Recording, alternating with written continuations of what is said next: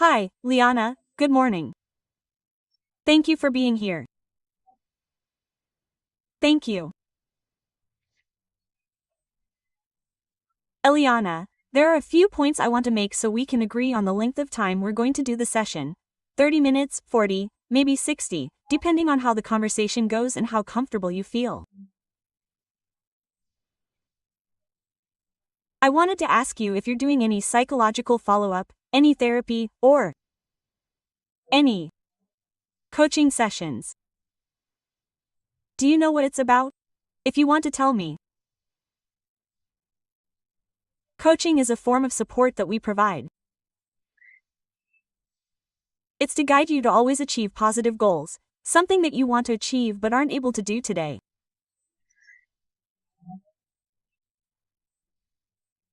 Through the questions that I'm going to ask you, we're going to discover or guide the conversation towards the goal that you bring today.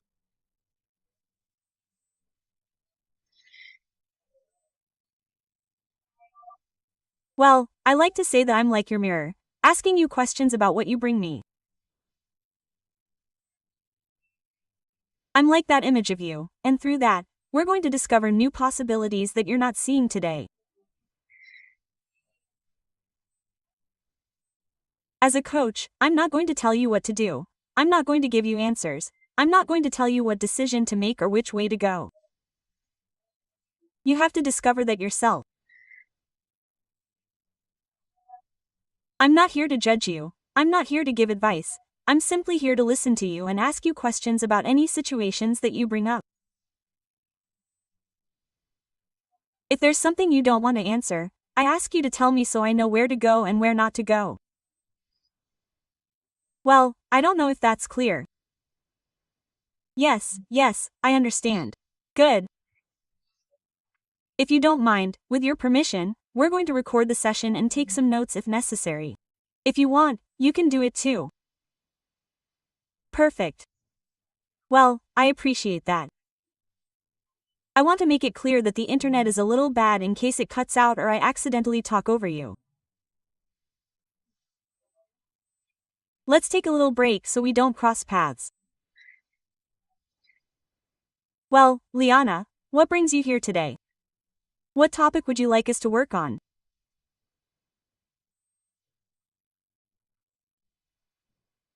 I would like to work on the fact that it's hard for me to ask for help when I need it.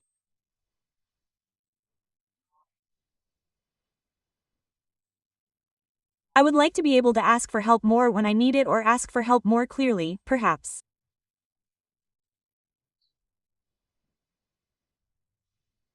Good.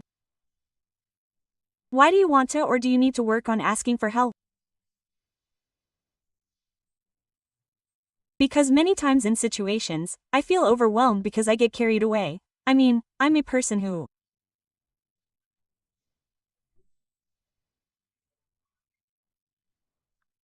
tends to take charge and say I'll solve it, and that's great, very positive in many areas, but sometimes it overwhelms me.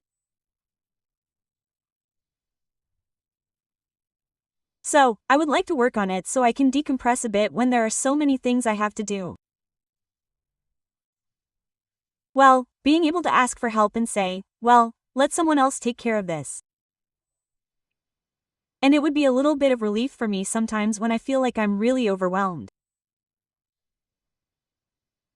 Okay.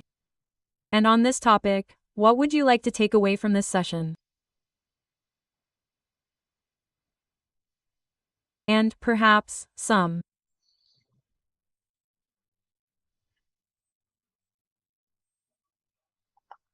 kind of tool that helps me ask for help without feeling like I don't know how, like I'm guilty, or like I'm passing a burden on to the other person, or, also, being able to delegate and let them do it however they want, right?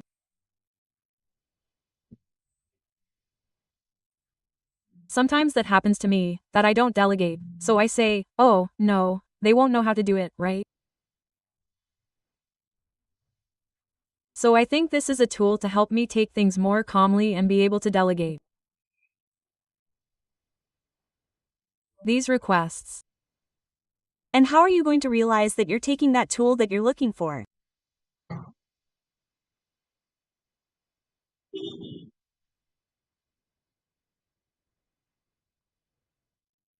I think it would give me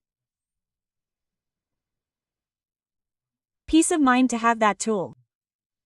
It would be like saying, oh, well, here I go. Something like a path.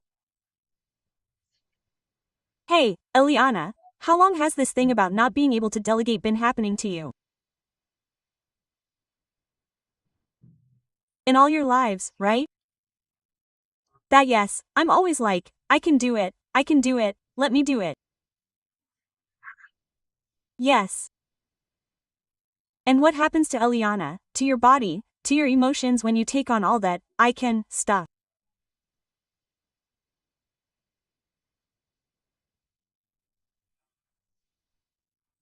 And, sometimes I like it because, I don't know, I feel like I'm doing things in a situation that needs to be resolved and I feel better in the role of solving than in the role of just standing there watching, you know? But it weighs on my neck, on my shoulders, like a weight, as if I were carrying a 100-kilogram bag.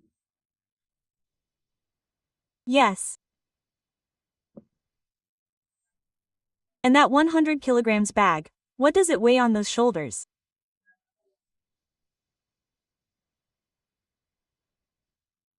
And all these responsibilities that I can't delegate?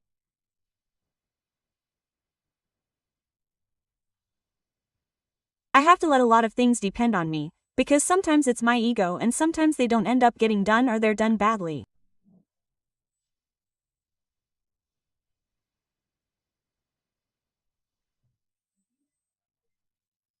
I heard you say earlier, they're not going to do it the way I do it.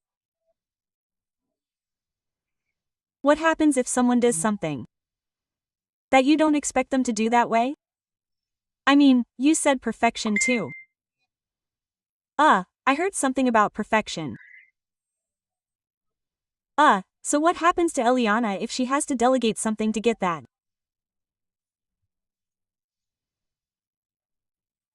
burden off her chest, and it doesn't get done the way she expected? What could happen to her, Eliana? And what usually happens to me if they don't do it? I mean, if the issue is resolved, well, I try to say, well, at least they resolved it. I don't know, they resolved it as best they could, like, but if it's not resolved, it makes me angry. It makes me angry because I say, oh, why didn't I take care of it? Why did I delegate? In the end, I can't delegate. Quote, and well, then it makes me angry. Yeah, that's why I'm asking for it. And That anger, how can you transform it into something more pleasant for you?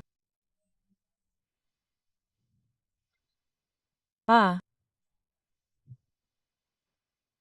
Uh. The truth is I don't know. I don't know why if it's not done or if it's done or if the result isn't achieved. Because that's the issue, if it's done and the result is achieved, well, I can lower my voice a bit and say, he did it the way he did it. But if the result isn't achieved and it turns out that I have to take care of it later, it's like double work. So, I can't see how to turn it around, right? I mean, the only thing is to do it and, I mean, why did I ask if I had to do it anyway? And are the people you've asked competent in the subject you're delegating to? And sometimes yes, sometimes not. No. For me, it's not about whether they're competent or not. I'm convinced that it's not about competence, it's about willpower. There are things that have a lot to do with willpower. For example, something happens to me a lot in my family, they say to me, oh, you find everything on the internet. I mean, I don't have a GPS that finds everything because I have a gift that I just got. I mean, I spend hours looking and I find it. I don't find it, I don't stop, but the other person doesn't feel like spending hours looking. It's easier to tell me, oh, you who find everything, why didn't you look? Well, then I think it's a question of willpower rather than competence. And it's more difficult for someone else than Liana who finds everything or is asked for everything. What happens if Eliana says one day, "No, I don't have time to do it"? And many times, when you have to solve something, if it's something for that person, I don't know, it's something on the internet that's fine or something to buy. It's happened to me many times. "Oh, I have to buy this, why didn't you check? Where can I buy it?" Well, that's fine. The problem is when you have family issues to resolve, for example, that can't be delayed or postponed.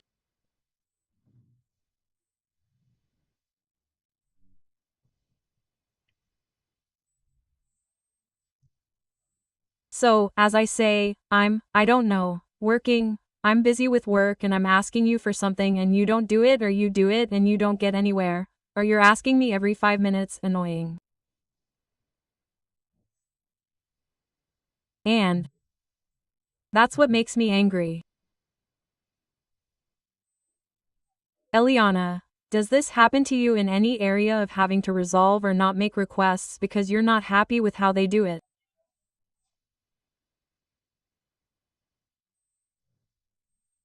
Not so much in the workplace, but in general I don't know, I manage on my own, because it's a job I've been doing for a while, but I can ask for help and I ask people who I know will solve it, but it's hard for me, for example, if I go on vacation or something, to say, "Oh, I'll leave my work in someone else's hands." It's like that's where it's hard for me. But in general it's happened to me, well, I have to go on vacation, I'm not a robot, you know? And well, no matter how it turns out, it doesn't happen to me. It happens more on a personal level. With friends, with family.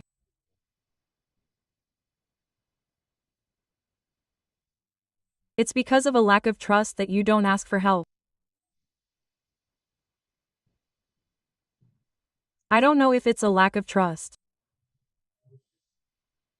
It's this thing of having done it and having found no answer, or an answer that, well, more or less. No, it's not more or less. You have to give them this answer, right? It's not, how can I do it and leave it halfway, right?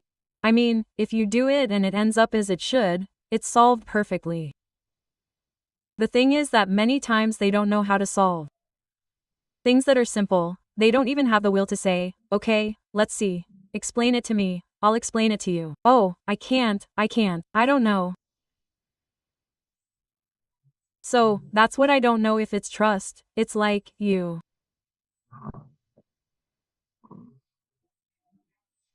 Haven't been able to talk to the people you've delegated things to and they don't follow through. Have you talked about this discomfort or this burden that you mentioned today that it generates for you?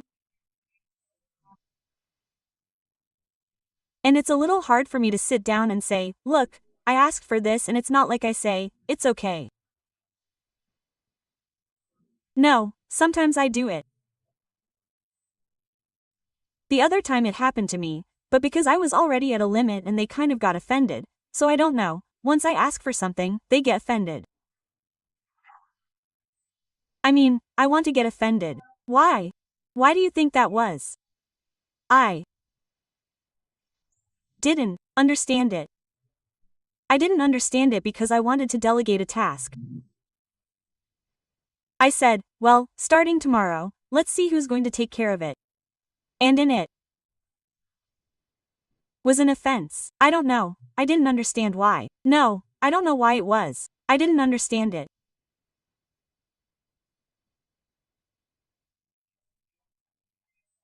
That offense was directly towards you as a person, towards the way in which you delegated for the work itself. Why do you think that was the person's offense?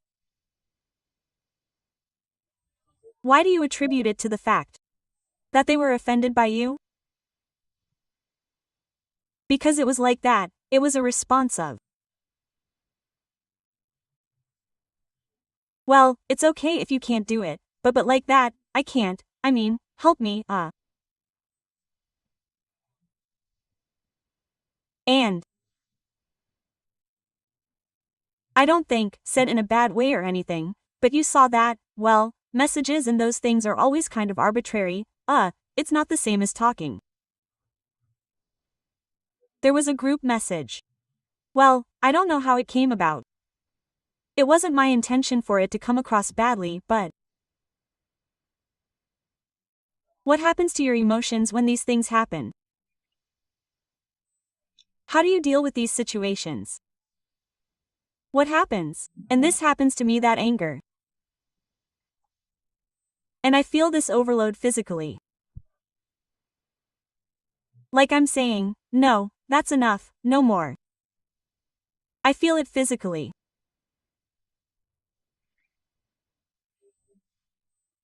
If you were someone else, right? Other than Eliana, what advice would you give Eliana in this situation?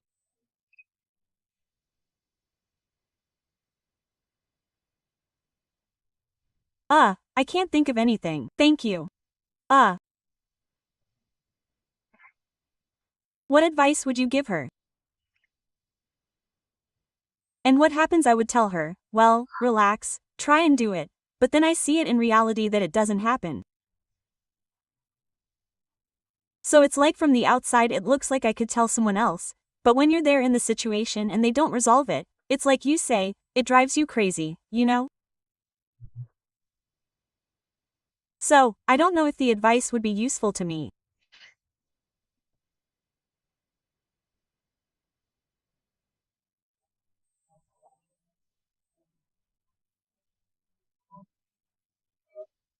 I hear that Eliana has the answer to relax, as you were just saying, but at the same time she struggles with a situation that kind of prevents her from relaxing, that prevents her from being able to delegate because she doesn't consider that things can be done, or she doesn't end up being calm. We could say that things get done.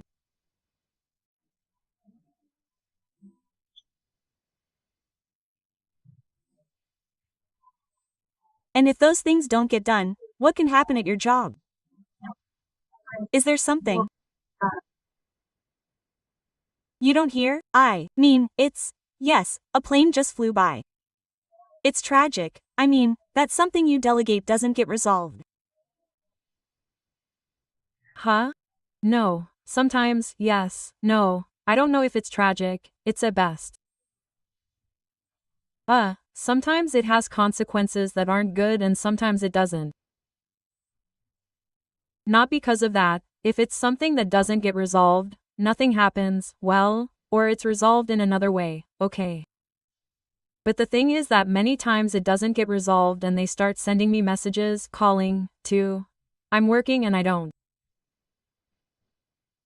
Like I say, I can't. Say, I'll just disconnect in the afternoon because I don't. So that happens to me, like I get tired of solving, and yes, in many situations it's key that it gets resolved. And it's your responsibility to always have to be solving everything. And I feel like yes, I know it doesn't, but I feel like it does, because since the rest doesn't get resolved, well, someone has to resolve it.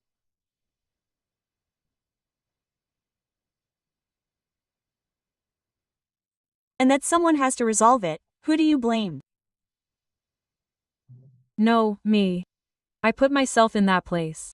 I admit it. And what can you do to get out of that place and not have that heavy burden on your shoulders? What can I do? Change family, right? What can I do? And what happens is that, if it's not resolved, I tell you to leave the place, and if it's not resolved, that happens to me like, and that resolution affects you directly. And yes, because I end up resolving it, if not, if others don't resolve it, because someone has to resolve it. That's how it is. It's something that needs a resolution, it's not something that affects me, but who does it affect? For example, my mother, we're taking care of her things and it's not resolved and it affects her. So, I feel like that responsibility that it has to be done, it's not something that I can leave for a year.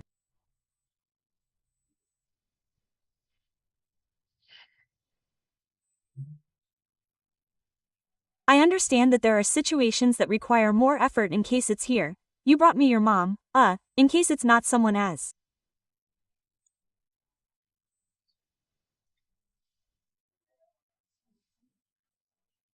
Urgent as an elderly person who perhaps requires that help. You can say no to other things and carry less weight.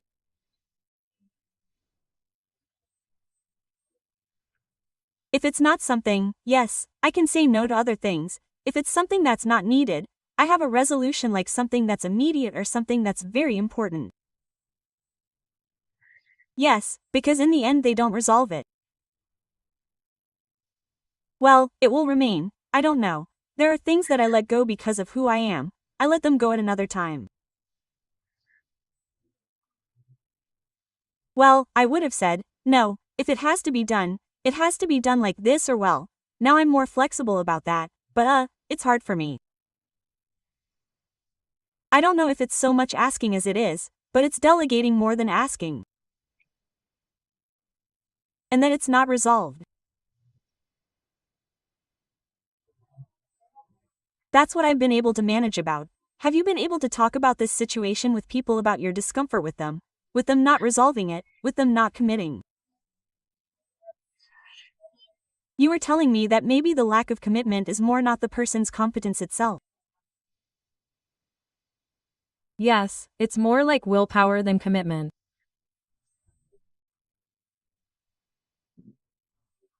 Yes, what happens is that they say yes with a. So I don't know how to get out of that place and that, well, whatever happens, happens.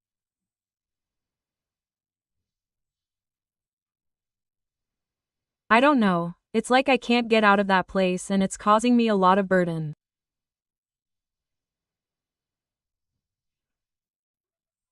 And that not getting out of that place, what's holding you back? That you can't.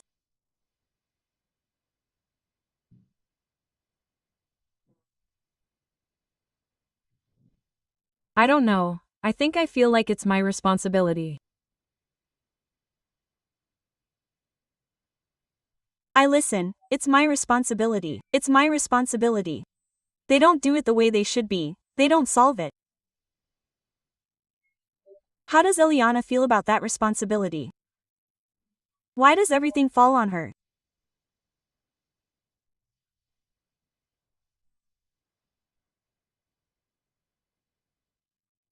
No, I think that as I told you before, maybe I put myself in that place and others find it super comfortable. Huh? The issue that I left off like there, I can't find the door.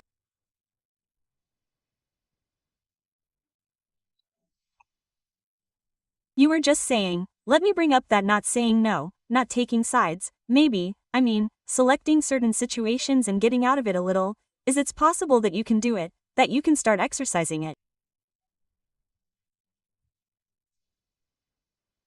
Yes, that's true. When it's not something super important. Yes, yes. In fact, there are things that I say, no, no, I can't do it. No, before it was all yes. Now, if it's not something urgent or something that needs to be resolved right away, I don't do it. And how does that decision go through your body? Oh, I do.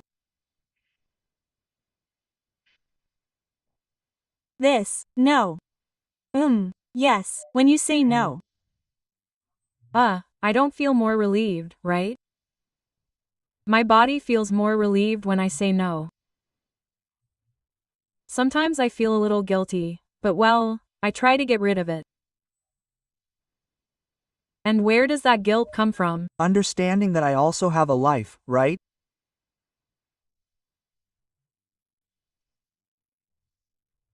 And from this belief that you have to do everything for the other person. Something like that. I come from a family that makes a lot of sacrifices and all that. That mentality of sacrificing, giving everything for the other person, and I think that over the years I've distanced myself from that, but it remains.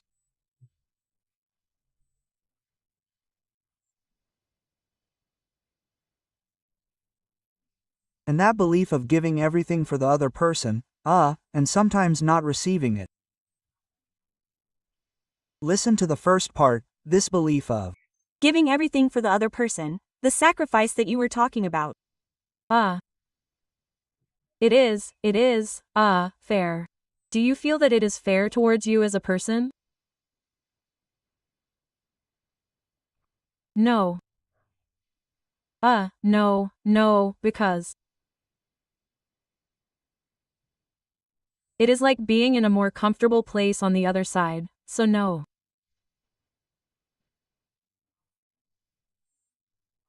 I don't solve things for myself. I don't expect much. I don't ask for much help if it is for me. I like to solve things myself. No. So I can't do it very equitably either because I don't ask. So, you would no longer be holding on to this belief of sacrifice, of giving everything for everything. Because you are not doing it for yourself.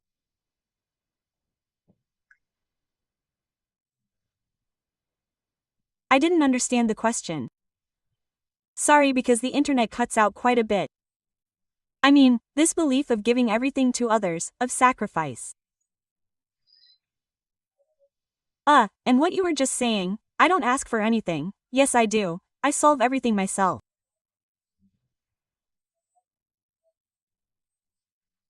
It is not fair towards you as a person either because this belief of holding on to giving everything, you are not giving yourself all the time to dedicate to carrying that heavy bag. And for not asking for help. That belief of sustaining, of sacrificing, of giving everything, you're not doing it for yourself.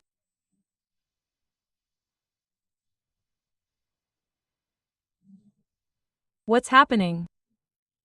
I don't know, like if it's for me, no. I'm not very independent. I don't like waiting for the other person to do it, but hey, when it's for someone else, I can't do everything myself either. So, and I was going to tell you something.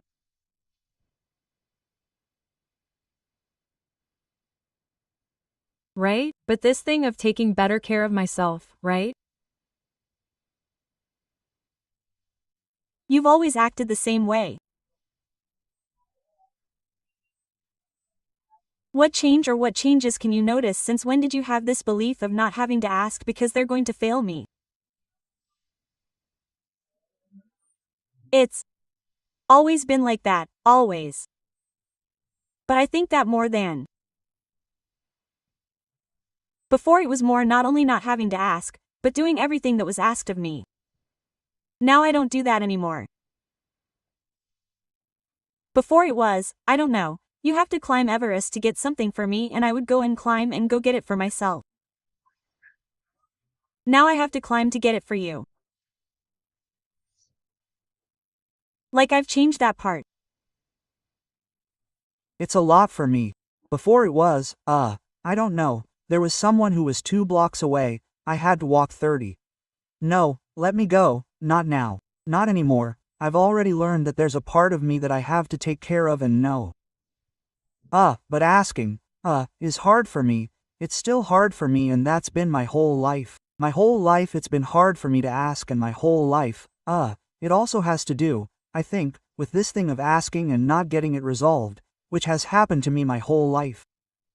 So, at one point I said, whoa, that's it, I'm tired of hearing myself ask, quote. And you see when you have to repeat something a lot, like sometimes happens with children, pick that up. Say, okay, I'll pick it up. Well, you get tired of hearing that. Huh? But Taking charge of everything they ask of me, if that's something I'm not going to do when it's not something important, not doing it yourself, it's easier for you or not, but well, that's your business. How willing are you to keep carrying that heavy bag of responsibility, of guilt?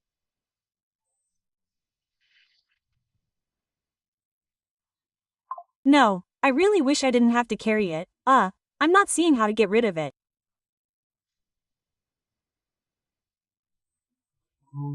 And how could you get rid of that?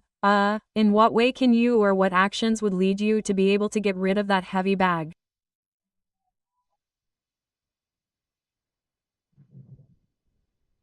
And for example, the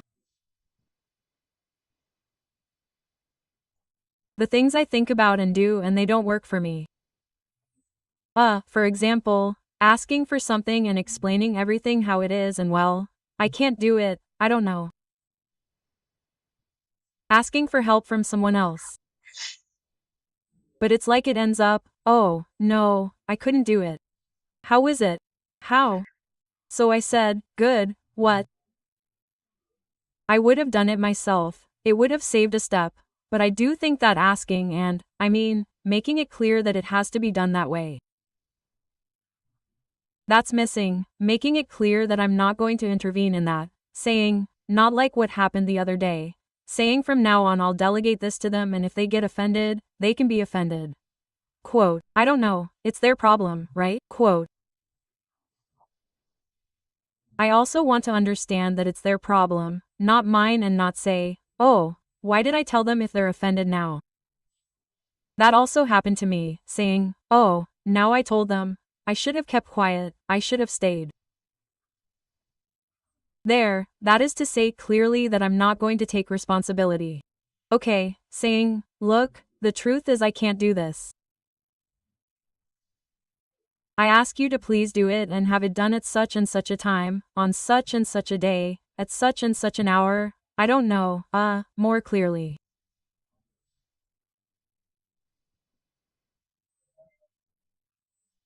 When I hear that it is possible, that you have tried, you are trying to delegate, that well, leave.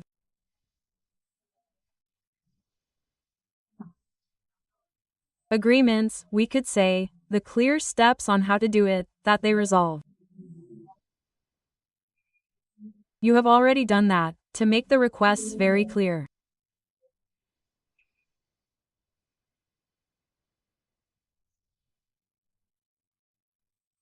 I think the requests are clear because I also explain the instructions to them. How it seems to me that what is not clear is that it is no longer up to me, that is, that they do it and that they do it as best they can, that is, but that they do it, right? After 2 hours, help me do it. Can you do it yourself because I am missing that part, like saying I am not going to do it, that is, I can't do it. If I ask you, Liana, if the responsibility falls on the other person when you delegate something, it is understood that if you delegate something, the responsibility falls on the other person. If that person does not fulfill the responsibility for not having done it, whose responsibility is it? Whose is it? Or the person who did not comply?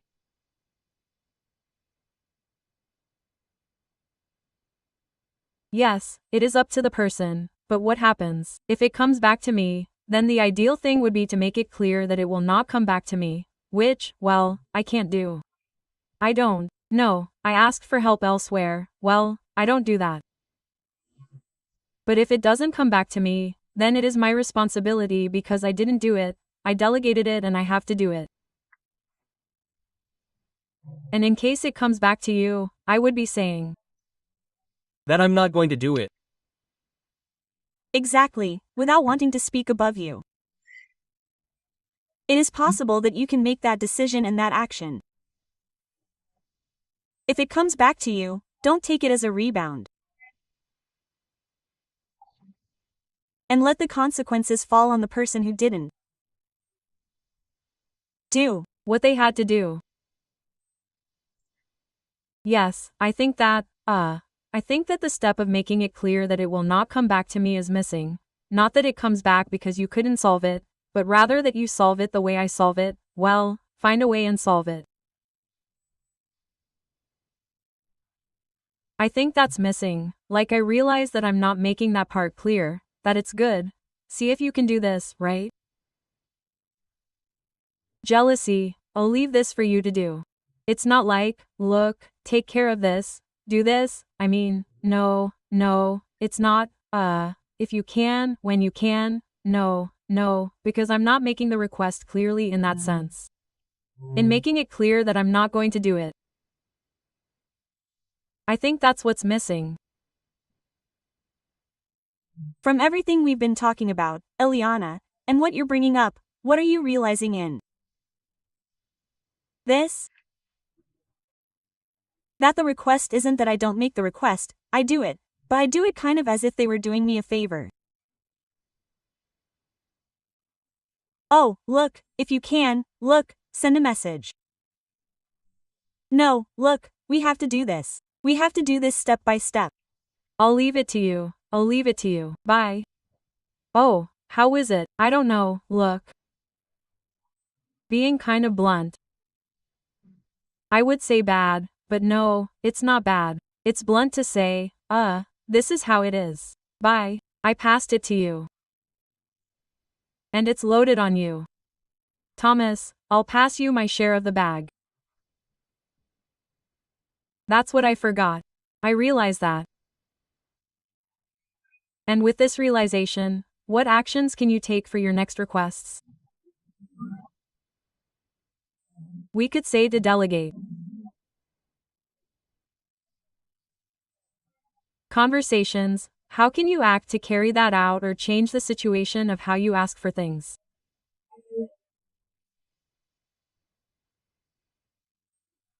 I think that changing this, asking not only clearly for the request, but clearly for the person's responsibility, saying, look, you're taking care of this now, don't ask me tomorrow, write it down. Because some people forget. Well, write it down, make a list, I don't know, but I don't want you to come tomorrow and ask me what I told you today. So, to say it like that because it's like maybe I'm not being clear about it, like it's a favor that they're doing for me, so it's not something for someone else that I'm spoofing. I mean, it's not like I'm asking you for a favor. To be more assertive in that request. Okay, so that it doesn't fly off the handle. Okay, I hear another story. So something clearer about making the topic of the request clear in the conversation. How you're going to make requests from now on. That's right. Yes. How to do it in a more direct way, not clear, because I think I'm clear, but direct, passing this on to someone else, saying this is already from the 100 kilograms bag, well, I'll pass it on to you the 20th of August 20, so it weighs a little less.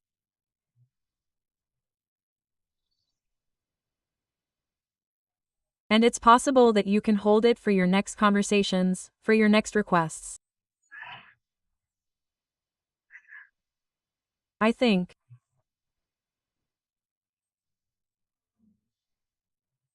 So, because I wasn't realizing that part and it seems to me that this change is going to be positive, that doesn't mean that they'll do it, right? But at least the responsibility will be theirs, not mine. And if they do their job badly or don't resolve it, what are you going to do about it?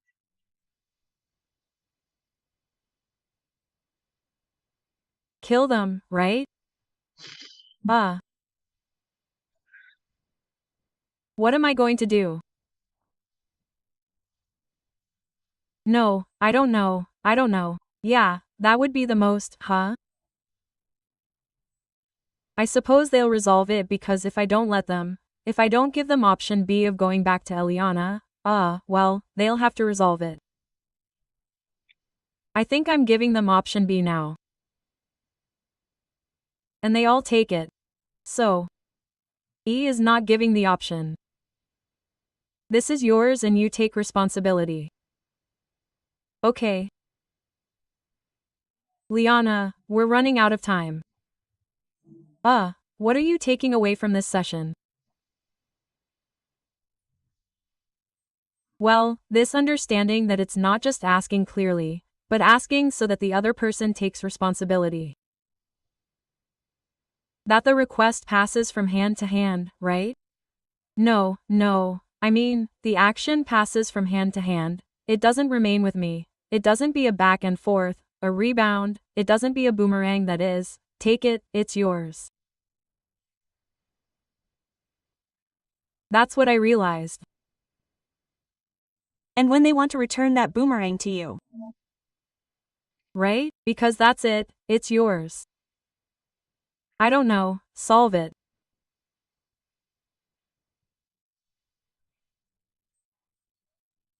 So, I hear that the action you're going to take is to make the request clearer and reject the boomerang when this plan B comes. Yes, and that you're going to be able to sustain it. You can commit to that. Yes. Yes. When are you going to realize that you're achieving it? And in the next situation, in 5 minutes.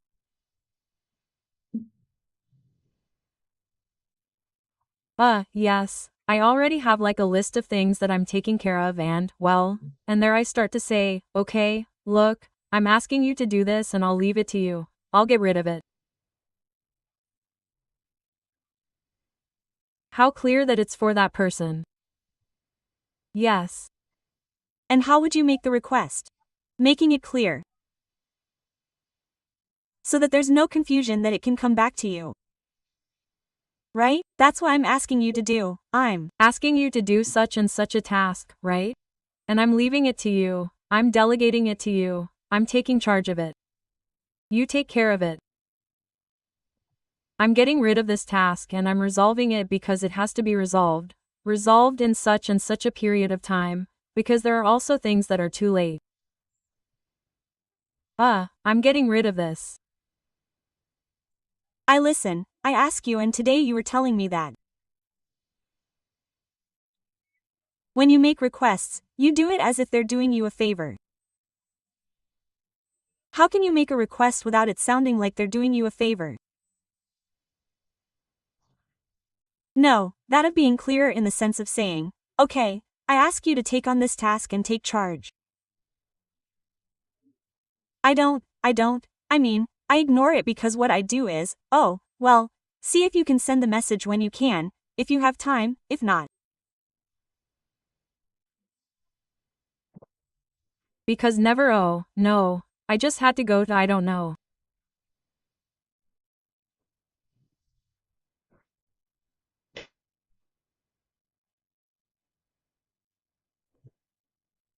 We're stopping doing things to take care of others that we don't feel like doing. I mean, no, it's not what we like the most in life. And then it can't be that I stop doing my whole life because others don't feel like leaving anything. So that part of making it clear to them that I'm going to continue with my life and they'll start getting used to it. Okay. Well, tell me in the next session if you were able to maintain that posture of letting go that you're telling me about, of delegating small kilos to each person so that your bag on your shoulders weighs less.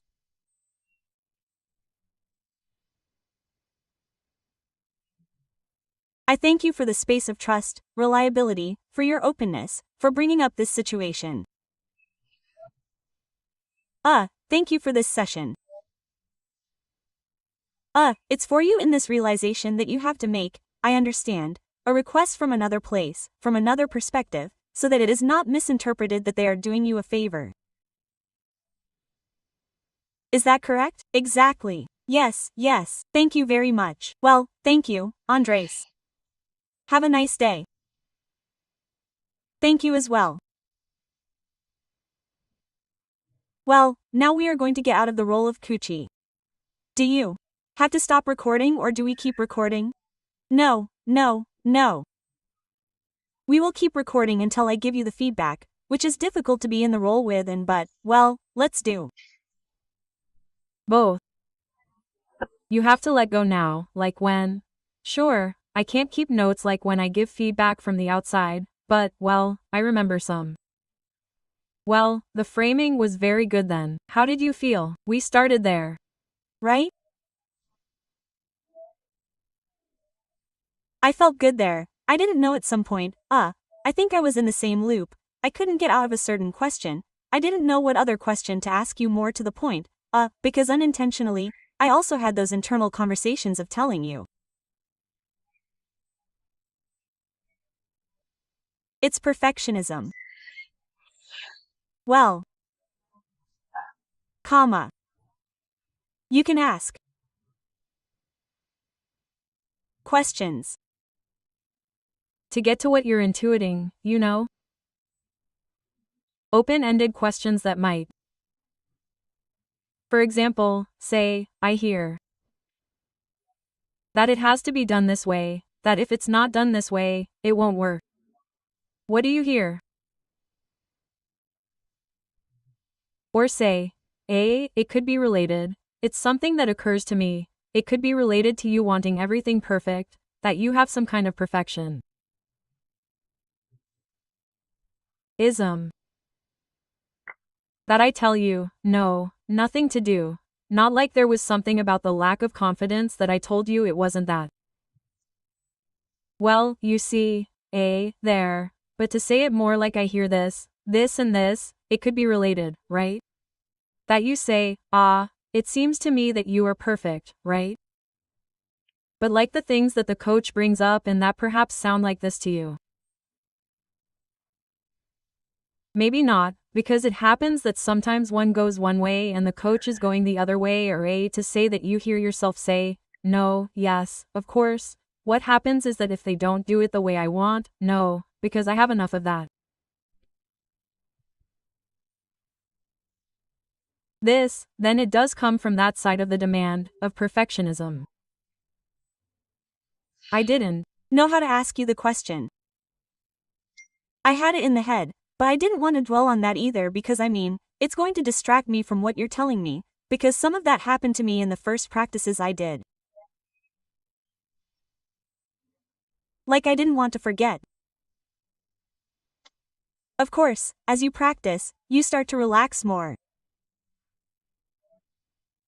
Although you more or less have the structure, but you're not memorizing questions, and at first I memorized questions to see triggers. But of course, it takes you out of the talk, the conversation and the enrichment that coaching brings. So, yes, that's why. Everything seemed perfect to me, everything, but I don't know, I didn't get the form and I didn't want to mess up or distract you from something else, because I'm going to miss other information that I do. Well, yes, but it's that. There are also questions that I should have asked more meaningful questions, right? For example, what does it mean to do everything perfectly for you? Or how do you want them to do it the way you do it? Do you want to? Like to know what the coach is talking about? Or what you're like when you do things? To see where it's going, you know? Well, no, if I do it, I make sure everything is done right because if not, well, I have a hard time with mistakes and all that. So maybe, you can investigate more about what that person is like. Or what happens to you when it's not perfect. Well, more towards the side that you're intuiting that it was right, to figure out what it means, how you are. Well, all that leads to understanding what that person is saying. Then I wrote this down here. Oh, well, one thing that's important to me, I think, and even more so if you're about to certify, is the closing of the agreement. Remember to paraphrase the closing so that it's clear. Do you want to work on this for this? Do you want to take this with you and are you going to figure it out this way? Okay, of course, that's correct. I heard you well, so that it's clear. Sure, Because sometimes what happens, that I hear in conversations when I correct, is that they change a word and the coach says, "No, I didn't say that," because perhaps, the other time I heard one who said, "Do you want to be empowered?" And the girl says, "No, I didn't say that and I don't like that word, you see?" Like she had said she wanted to have more power. Oh. And the other person called her empowered. And it's not the same for her, it wasn't the same for her. Maybe for the coach, yes, but in that case it's good to corroborate what you heard. Okay. And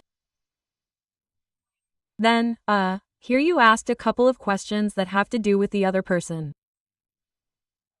Because why was that offense? For example, I don't know, that's something about the other person.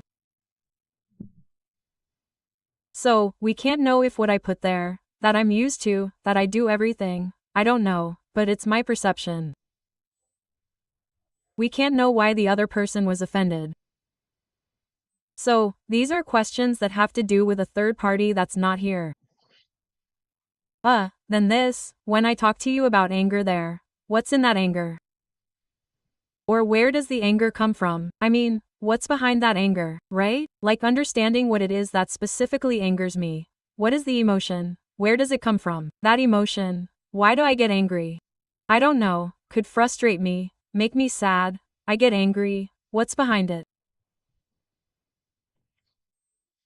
And then, well, you brought up the lack of confidence, which wasn't me, it wasn't my issue. But it came from somewhere else. Well, that's your conclusion. I don't think I'm going to give you conclusions. Sure. Yeah. And then go, what's the point when I tell you that I'm in that place that I myself, well, what's the point of being in that place? Because what's it doing for me?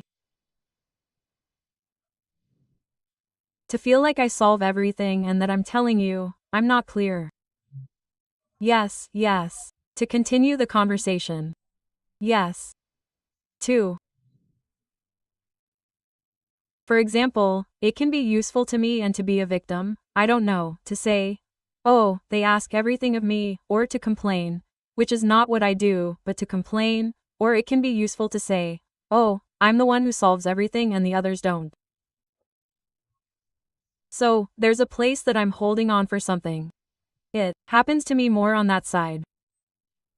Let's be honest, I feel this thing of I solve and the rest. What does it have to do with this? Perfectionism. I'm giving in, but well, that's how it is. Then, what would happen if you made that little request?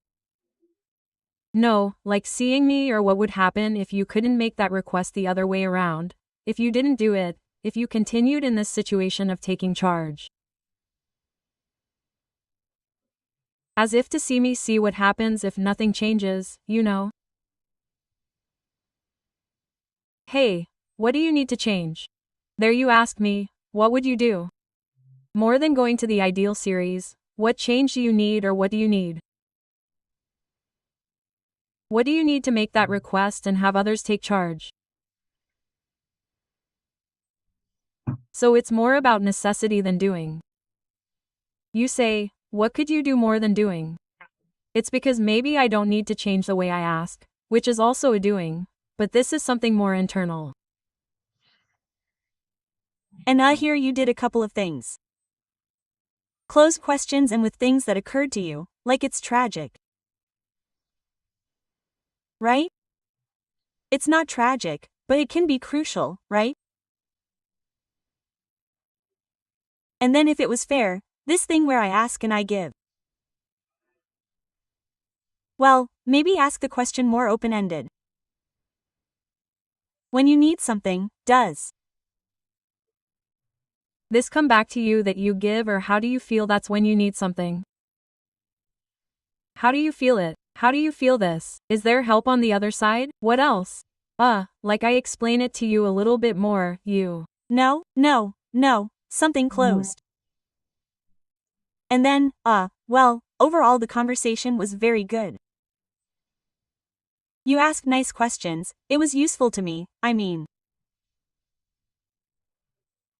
In the objective things that weren't useful to me, yes. Because this realization that there was another way that I thought I was being clear in my request, or that I wasn't making the request, which was what I said at the beginning and it wasn't that, but that I need to generate around there. I don't know if it's I'm taking responsibility for that already, generating in the other this awareness of responsibility through my request.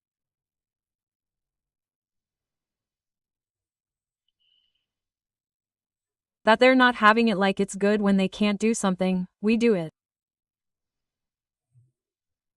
So that worked for me. Then you didn't go to action once you asked me that. I realized that.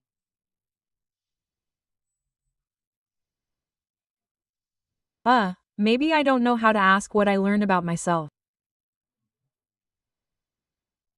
in this conversation.